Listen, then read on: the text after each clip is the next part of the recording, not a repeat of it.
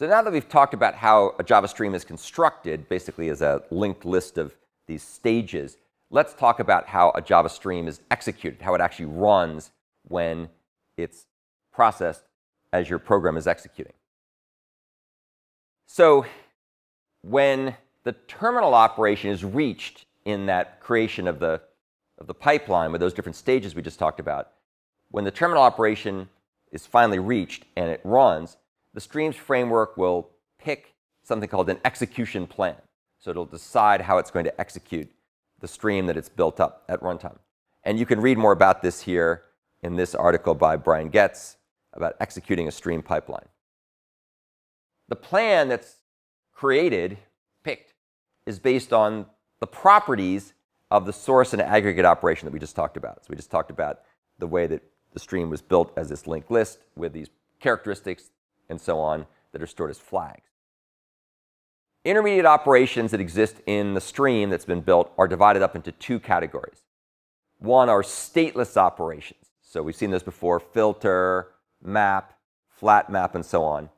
And if you have a pipeline that contains only stateless operations, that pipeline can run in a single pass. You just start at the beginning, you go all the way through it, even if you're running in parallel. And then if you recall how parallel streams work, as we'll talk about in more detail in a minute, the data source has the contents pulled from it, and those contents are then processed in parallel with the various stages, with the various intermediate operations in the pipeline doing their thing.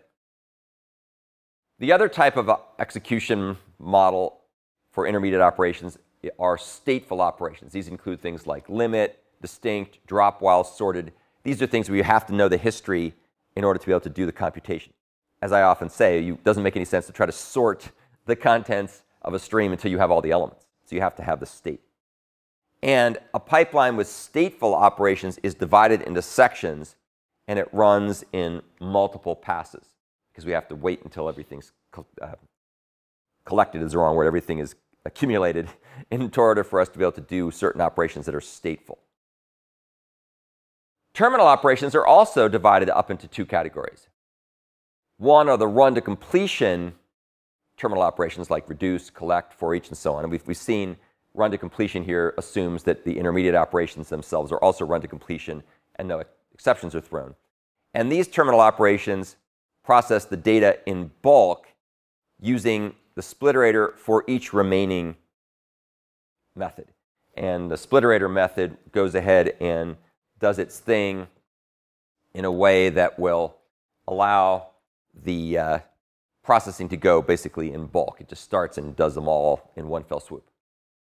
Conversely, short-circuiting terminal operations like any match, none match, find first, and so on, or all match, those have to process the data one element at a time, because at any given point they may decide that they're done, and therefore we don't want to do them in bulk. We do them one at a time, and that uses the splitterator's try-advance method. So it does one thing at a time, whereas for each remaining does them all in one big glob.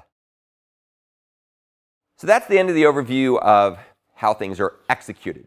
Now, that was primarily focused kind of on a sequential view of things. We're about to turn our attention to how things work in parallel, but this will give you an overall sense of how a stream executes the contents that it has built up with this linked list when the terminal operation is reached, and it picks an execution plan taking into account the different types of operators, the intermediate operations being stateful and stateless, and the terminal operations being run to completion or short-circuiting.